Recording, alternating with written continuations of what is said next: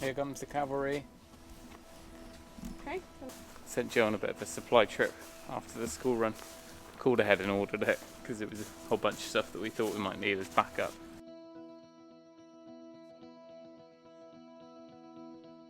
So it looks like Patch is finally beginning to start kidding. I'll give her a load of space, but she's been pushing a little while.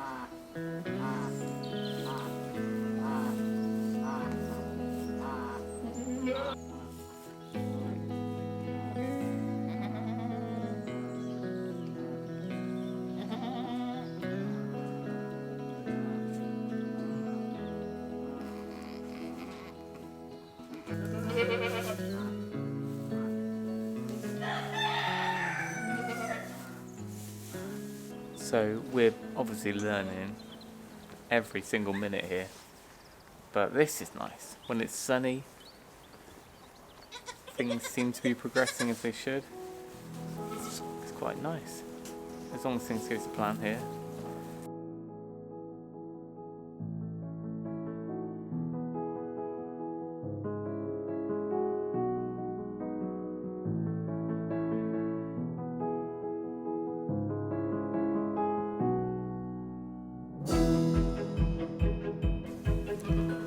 Put the little one out in the sunshine. Pretty sure that the sun is warmer than that heat lamp in the corner.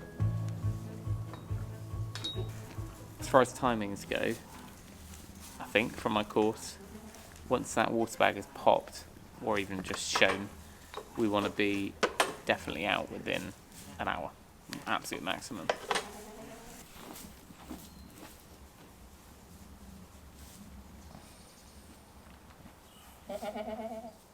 Well, getting on for 45 minutes now.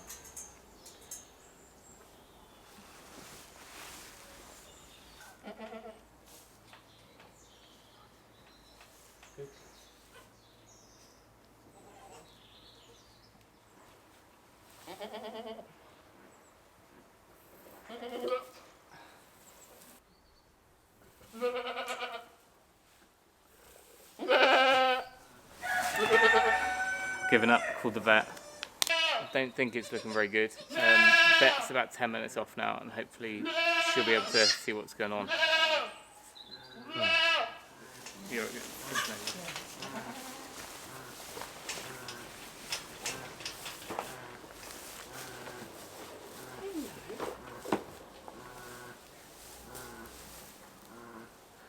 Oh, look at them.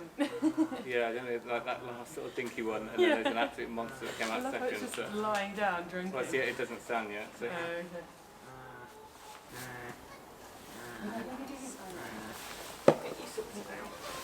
Move that way.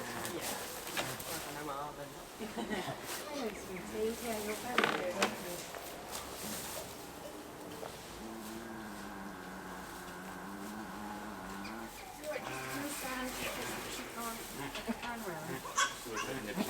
I'm going to give her some Sensiblex, which is a drug that just relates everything up. Yeah. Has she had any medication so far? No. None.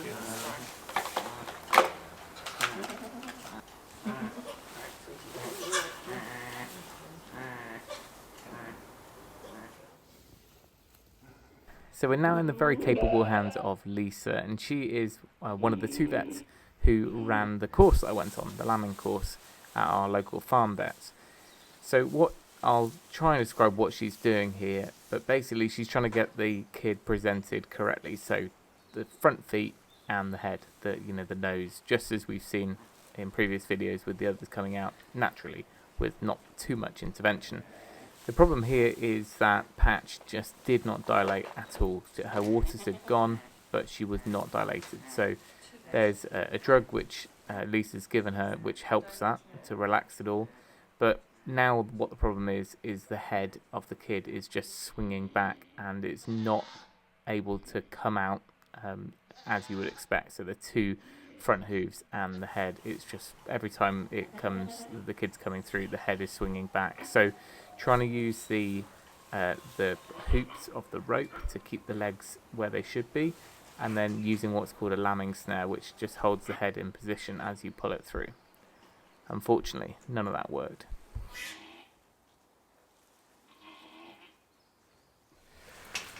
Unfortunately, it's a really big kid, or a fairly large kid, and it's just the head completely kinked back on itself. There's no way it's going to come out. So we're now at a point which is kind of in the back of the textbook. Everything goes wrong, nightmare scenario. It's a cesarean. We're in a non-sterile environment, and what's got to be done has got to be done. So I've got to hold down Patch, try and keep her calm, and Lisa has got to make a start on making this as cleaner as an environment as possible to do this operation. So she's got to shave down the area and scrub it and clean it and almost get it as close to an operating theatre as you could in a straw-filled barn. So I'm going to try and talk through this because there was a very well-placed webcam that happened to be in the corner of that pen, but there was no audio. Lisa was actually describing what she was doing to me, and it was a fascinating thing to witness. So I'll try and pass that on to you now, but basically the whole thing is just a local anaesthetic. She has to apply that local anaesthetic where she's going to make the incision. Then everything gets cleaned again and again, and like I was saying, it's got to be made as surgically sanitized as possible, and then start making the incision to get through to the kid. So I think there's 3 layers here that you have to get through, and then once you're through, then it's a case of finding the kid or the kids, and obviously they come out a side door.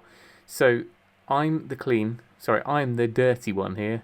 Lisa is the clean one. So anything that needs to be passed across or anything that's not near the wound is down to me, and then Lisa is just literally only touching the operating area. So when the kid comes out, Lisa kind of talked me through everything before we started. When the kid comes out, it's over to me to try and resuscitate that kid and do what I can to see if there's any signs of life there. She can't touch anything apart from, the instruments that she's using and the shaved clean zone. As you can see by the size of the kid, this is one of the big problems. She only had a single kid in there. We thought there was going to be 2. She was a sensible size. It looked like she was going to have twins like the others, but she just simply didn't dilate. And because she had such a large kid, this is what caused the problems. Not only that, she was pushing so hard that the kid's foot pushed through the wall of the cervix. So now there's an internal wound that Lisa has to stitch. And then, of course, Patch stands up. Anyway, fortunately, bull goats are relatively placid, calm creatures and also have 2 handles on their head. So I was able to hold her still whilst Lisa blind stitched up inside and sorted out the wound in the wall of the cervix, and then stitched her way back out through the incision and cleaned and tidied the whole area. And Patch, bless her, she is just an amazing goat, and she just stood there like an absolute champ and just no fuss. She just let us get on with it, which is pretty incredible. Well, that hardly went to plan. There's a lot you can learn from things like this, but there was nothing really that went our way on that. Fair play, absolutely amazing. We didn't get the kid out, but we got Mum, and she's okay. Of course, she's now on strong antibiotics and lots of stuff that needs to go on in the next few days to keep her healthy. She is probably also going to want a kid. Unfortunately, these triplets are not really suitable because the small one is already a bit of a non-starter. We're kind of doing a bit of work with him to try and fix those feet. So I don't think we want to take one of these away. So what we will probably end up doing is milking off her colostrum this evening, freezing that down. That'll be our emergency ration for future kiddings, and I guess it can be stored in the freezer for a while. So she will contribute that way. And then after that, we will just make sure that she's on the road to recovery. But I'm absolutely exhausted. Not only the mental aspect of like staying awake all night and doing everything, trying to get it all right for the first time, but then when it goes wrong, then physically dealing with the fact you've got to hold down this like 70-80 kilo beast. And of course she was lying down during the cesarean. Then what happened? She decided to stand up and walk off. Now there is no rosy butterflies and unicorns ending to this story, to this video. This is kind of the nitty gritty of it and just shows what can go wrong when it goes wrong. Funnily enough, Sarah, who also turned up at the end there to give a hand, both Sarah and Lisa, the two people who ran the course last week, so I kind of praised them for their course because everything else went right, but I definitely said, you can use this one as a case study of what possibly could go wrong went wrong in your next course. But anyway, they did a great job, and I can't thank them enough for coming out so quickly and giving it their best shot. What have I learned from it all? Well, we're always going to scan next time, and then we're also going to make sure we control feeding, because we were probably a bit too, I felt like they were losing condition in the last few weeks, so I was making sure they had plenty of feed morning and evening. Maybe we overdid it. If I'd known that she was a single, I would not have risked giving her too much food. She probably could have done the whole of that with her one single kid on hay alone, with a little bit of nibble here and there, and we wouldn't have had, well, potentially wouldn't have had that problem. The kid was probably the same size as the big one that came out of Fluffy yesterday, but I think Fluffy was just more geared up for delivery. She wasn't geared up, and it was a huge kid. I don't know if it would have prevented it, but feeding will definitely be something we need to keep an eye on next time, and scanning in general. Remember, these 5 came to us in kid, but beyond the point where we could have got them scanned because the kids would be too large inside. Anyway, onwards and upwards. Coffee time. Then I need to clean up everything, get a nice clean pen sorted for her to go into, and then it's all eyes on Lily for the big finale. That might have to be for our 3rd install of this goat shenanigans. Because I couldn't leave on such a somber note. Let's just finish with a little walk around of all the kids. Everyone is just about feeding. Some better than others, but they're all okay. There's little and large over here. I mean, he looks like a 4-week-old St. Bernard on the right there, but we'll give it to him. Fair play for him actually managing to get out without the vet. And then the little runt, well, she's great. She's feeding great, but her back legs don't work. So between the two of them, they make 2 even-sized ball goats. The little girl down here is far more average, and she's feeding alright. On concrete there. Go on. Go up there and make her a new bed. And then Tia, she's doing alright now, as her first time mum apprenticeship.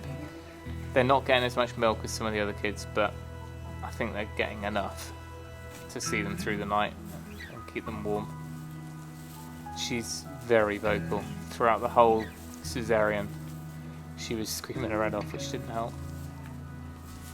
And then finally Stripes, our little dark horse, who managed to somehow hide the twins inside her when we thought she might be empty. And she's doing a great job, aren't you? Even if you did lick all the iodine off your kids.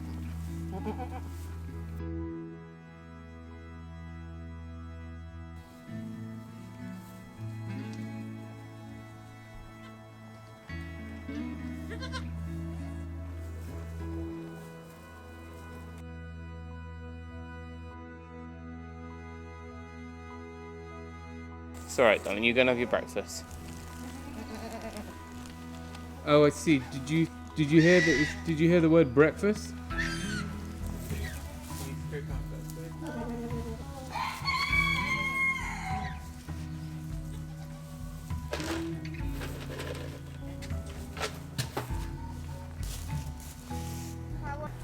Once again, a huge thank you to the vets, because at least I came out of that knowing that I couldn't have done it. We went through just about every page of the book there, and it was just a non-ideal start to our goat keeping. But anyway, we learned lots. I'll leave it there. Take care, folks, and we'll see you next time.